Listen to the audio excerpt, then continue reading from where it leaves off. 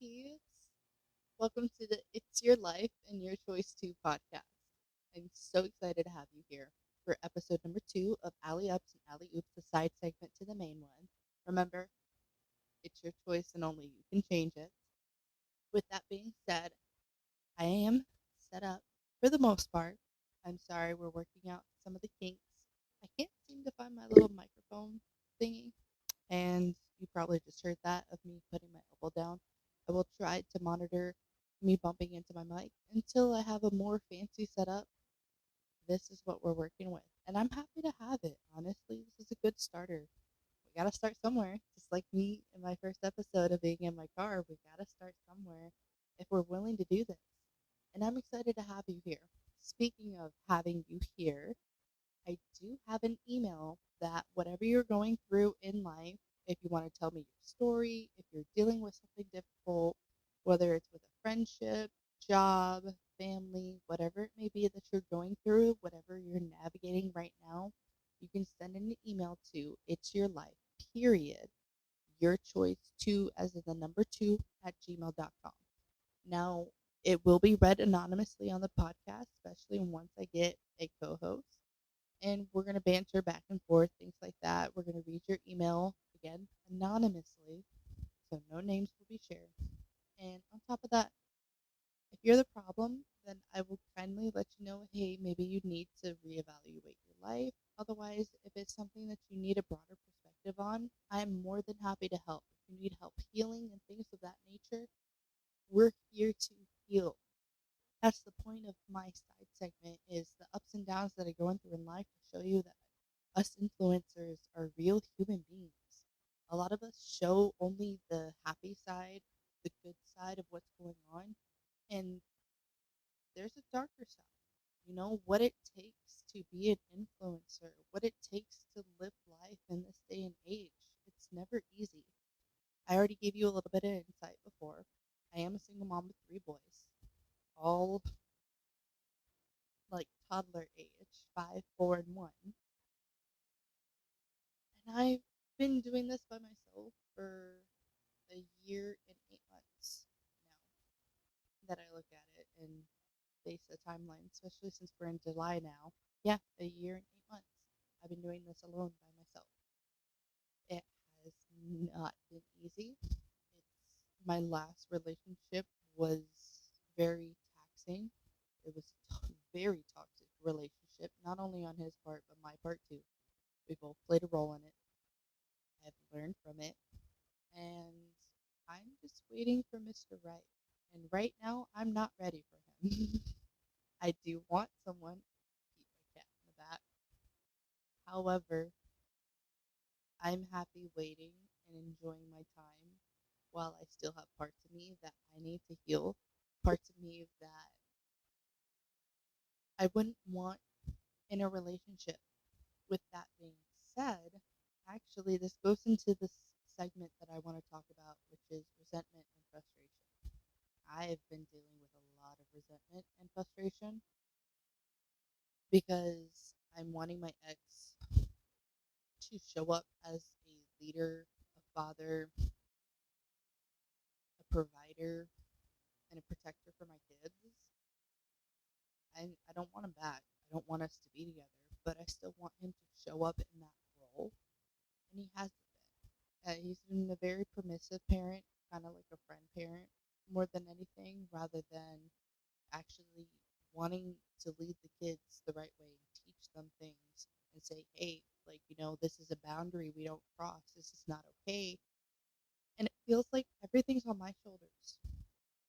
That I I finally got a night out the other night. It was over a year since I went out without my kids. And I only got to spend an hour out because I was on a time limit.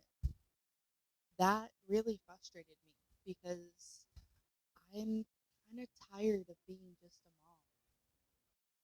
mom. And I'm more of a person outside of being just a mom. I'm Allie. I love to do things that bring enjoyment to my life, that make me happy.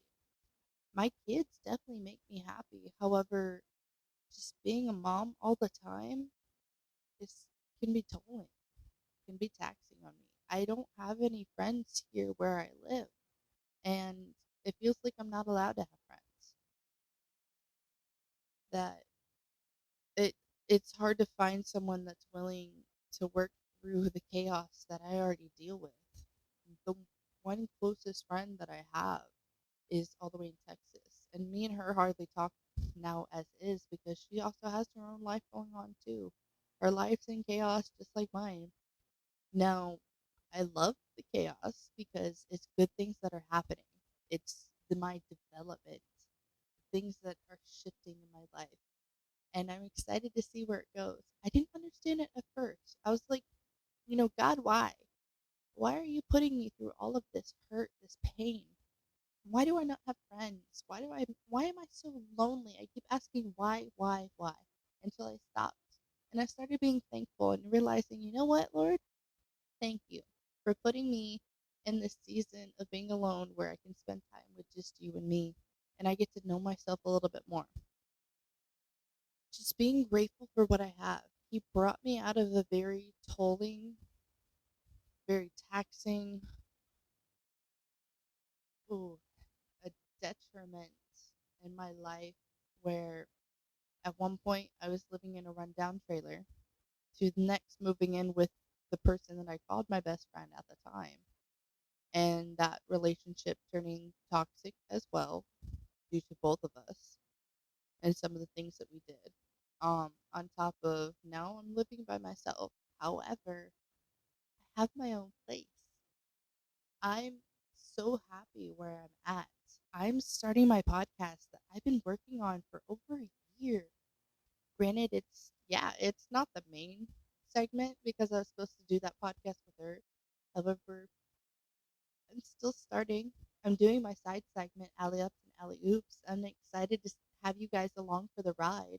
But the thing is, it's just taking a better perspective, a better outlook on life, and seeing, what I'm capable of, what I can still do given the circumstances that I am currently dealing with. Though everything happens for a reason, and I truly believe in that. I trust in the process and the divineness of everything that's going on.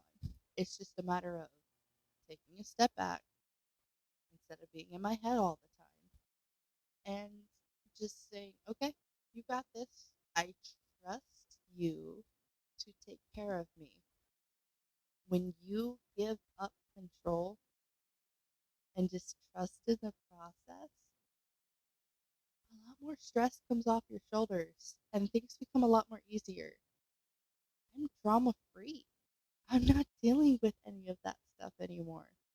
My friend that I have that's all the way in Texas, yes, she may come to me and say, hey, I need some advice, but we work through it. Me and her even do some Bible studies here and there together. Granted, I am not on the ball with it sometimes. I'm not afraid to admit that I may spend a little bit too much time on my phone, especially after a long day. And I'm working on time management though, on trying to do a fast from my phone and not have to use it so much. It's just harder to do when you're so used to that instant dopamine hit from scrolling Facebook Reels. I don't do TikTok. There's too many ads on TikTok. There's too many different stuff that I prefer Facebook Reels because it's more in tune in my algorithm with the things that I actually want to learn. Yes, learn. I love learning videos. I don't want these like short little 15-second like videos that are just to grab your attention and then move along. You didn't know that most of the stuff that you watch on TikTok and things like that, you don't actually retain it. Most of the things that you see because the eyes receive information faster than the brain does. So you may have just watched something, but your brain didn't retain anything. The more you know. Fun little facts I share with you guys. You're gonna have to get used to that. And you are currently seeing my living room as my background. I do have a tapestry, just I'm not facing the right way because it took me so much to get this set up as is. So that's why kitty cat that you just saw walk behind me, if you're watching this on YouTube, might be a little distracting. Apologies in advance, especially if they decide to come up here and, get up all up in my business. Oh, deepest apologies in advance. But back onto frustration and everything. I am trying to forgive my boy's father and accept him for where he is in life. That's just where he is. Maybe he can't provide much for the kids. Maybe he can't teach them enough because he's still fighting battles within himself, that he's just being a permissive parent, a friendly parent, because he's missed so much time that the time he does see the kids, he's just trying to have fun. Granted, I wish he would see the kids more. He he's within a 2-minute walking distance of the kids from where we live and where he lives currently. So that's why it's frustrating me that he's not spending more time with them, and I'm not getting. I don't want to say time without them because I love my kids, and if I'm without them for more than like 2 to 3 hours, if I'm not working while they're in daycare slash school, then I am going stir crazy because I'm like, where's my children? What am I doing with my life? I'm such an introvert that I don't know what to do without them here. Though it would be nice to have a day here and there. I'm not asking for a whole lot. Just like a couple days out of the month where I'm able to focus more on me, having that life outside of being a mom, because I need to explore myself more, being able to meditate and not have to worry about listening in for little sounds going on in the background, like, why is it all of a sudden too quiet? Or somebody starts screaming because they're fighting over a toy. Whatever the case may be, just having that separation, like what I do right now. I'm currently focusing on my podcast because this is something that I want to be able to influence others. And I do also have a little bit of hope of an extra stream of revenue coming in for my kids. But this is something that I love, the idea of doing, of influencing others and wanting to help people heal, that I'm willing to take the time right now instead of just chillaxing, spending time with God, which I'm going to be doing tomorrow. I will make up for it. But instead of having that me time right now, I'm going to focus on this. I can do this once or twice a week until I get more into my time management skills. That this right now is enough. And I'm okay with that, sacrificing my time for something for our future, for my future, for my kids' future, to better us and to help others. It's exciting to see. God brought me this idea over a year ago of starting a podcast, and it was to truly help people. And I had a person in mind to be my co host. And things didn't go right that I thought my plans. I realized that it wasn't my plans, that it's his plans that he had for me. Yes, I will be speaking about him here and there. I am not pushing it on to you. Whatever your religion is, whatever your belief is, that is solely yours. And I'll still be here. I'm still willing to have conversations with you. I'm not going to force it onto you because that's how you push people away. Enough said about that. But anyways, I had to go through some things to get me to where I am today, to where I'm doing my podcast. I wasn't ready yet to start this because I still had more healing to do. I still have more healing to do. However, I'm much farther where I am now than where I was over a year ago. Little applaud there because I'm proud of myself. If you would have known me, let's just say 3 years ago. Yeah, we're going to go back a little bit further. I hated my guts back then too. I didn't like myself. And I was wondering why other people didn't like me either. Until I started doing the inner work and realizing that I cringed at a lot of different things that I did, that I said, and now I understand why others didn't like me and what I needed to do to change further. And I look forward to being an influencer like that to you guys. Please send in your emails. Even for the alley ups and alley oops, I may use one or two of them and, read them out without having a co host for that banter back and forth. That maybe it's a topic that I'd love to talk about on the podcast, like right now, dealing with frustration. And now having to take that step back and ask myself, okay, why am I frustrated? What is the root cause of this? And then what can I do to no longer be frustrated? And right now, with me being frustrated at my kid's dad, what I need to do is accept him for where he is in life, take a step back, and just trust the process. There's nothing I can do to change him. The only thing I can do is control me and my reactions, how I talk, all of that. That's the only thing I control is myself, my thoughts. And instead of spending so much time being mad at him and wasting that energy and also speaking that stuff into existence, because there's power in your words. There's power in your tongue. Point taken, Kitty just jumped on the table. Sorry, guys. But like the saying goes, is you can lead a horse to water, but you can't force him to drink. I can't force him to show up more. I can't force him to be more in his kids' lives. I can take the necessary steps and express my needs and say, hey, is there a way that once or twice a month that you can take the kids for an entire Saturday? Not on Sundays, but a Saturday. I can easily express my needs and say, hey, this is what I need. Just once or twice a month. And whatever he chooses to do with that, that's solely on him and his choice. Now, obviously, if there was a visitation agreement, then that would be different because that'd be court. But I'm allowing to see his kids even though he doesn't get visitations through the court's eyes. And it's because it's not my choice at the end of the day, unless like he was a absolutely horrible person. But he's not. And his kids want to see him. I am not going to be that bitter person that keeps his kids from him just because I'm mad at the way that he's not being a leader or a provider. Okay. That's stuff with me. At the end of the day, if my boys are crying and they want to see their father and he's saying, hey, can I see my kids? Okay, go see your kids.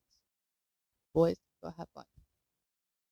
And I'm going to take that time for whatever I need to do. Plain and simple. So I'm going to take a step back. I'm going to breathe and trust the process.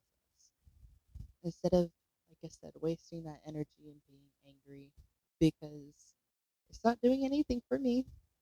I'm going to still be angry. And instead, I'm going to choose to heal that part of me and accept him for where he is. Maybe, just maybe, by me letting go, I'm not going to get my hopes up, but just speaking this into existence. By letting go of this anger, maybe something does come into play where he does see his kids more. Or once this whole court thing goes through with child support and everything, if he does truly want visitations with his kids, then we can set up a visitation agreement. Who knows? Anything is possible. Anything can happen. So this is me releasing control of things I cannot control and choosing to take the high road. It's not easy. As much as I'm saying, it's actually not that easy. There's a lot I have to work through within myself to just woosah. Everything's gonna be okay. It's all gonna work out. That's the saying go, easier said than done. So it's now a matter of changing my thought process. That's where it starts. You change your thoughts, you change the way you speak. And what you speak now becomes different habits, and those different habits start to become your reality. So if you're constantly saying negative stuff or thinking negative stuff, then your habits start to become negative and that becomes your reality. So start thinking more positively because it starts up here. Like, for example, I'm going to use this. Instead of constantly putting yourself down and looking in the mirror and thinking your thought, like, ugh, I hate how I look, I could easily say, like, oh, I have a couple pimples on my face. I hate how I look. No. And instead, I'm going to be like, I love you, even with those pimples on your face. You're just going through a phase right now. That just means Mother Nature's is coming up around the corner. You are still a beautiful hot mess, and I love you. Now I'm speaking that out loud. And if I continue to speak that out loud towards myself, I'm going to continue to start loving myself and cherishing myself a little bit more in every part of my body. It's a process that we have to go through, but if we want that necessary change, then when there's a will, there's a way. You will find that will within you to want to make those changes. So I'm wanting to make the change of not being so frustrated, of not being so angry at this man. I can't control him. I'm not him. I am me. I am Allie. So what does Allie want to do? What does Allie like to do? I like being happy. I like smiling. I don't want to be angry. I don't want to be grumpy because in turn, I could end up leashing that onto my kids. And we're trying to do breaking generational curses. I am trying to be the stopping point where it doesn't go onto my kids. I have not been the greatest about it. I am trying my best. It is not easy given the background that we come from. Scientifically proven, your grandmother, as a woman, already holds the eggs in your mother's. While your mother is in her womb, you as an egg is already inside your mom, inside your grandmother. So it goes back generations. You need to read the book. It didn't start with you because it goes into genetics. How, like, me being angry and having a lot of anger inside of me didn't come from just me, it came from lineages behind me. And part of my family did have to deal with the wars, like especially with the Holocaust, because my family is part German, part Jewish. So there's a lot of trauma, there's a lot of anger that has been passed down through generations that I have to work through. And sadly, because I didn't break that before I had kids, my boys are gonna have to work through some of it too. That's on me, but I also was not educated in that. Hope that gives you something. I definitely suggest reading the book It Didn't Start With You. I got that from another podcast. I don't know if you guys know the To Be Better podcast. I love them.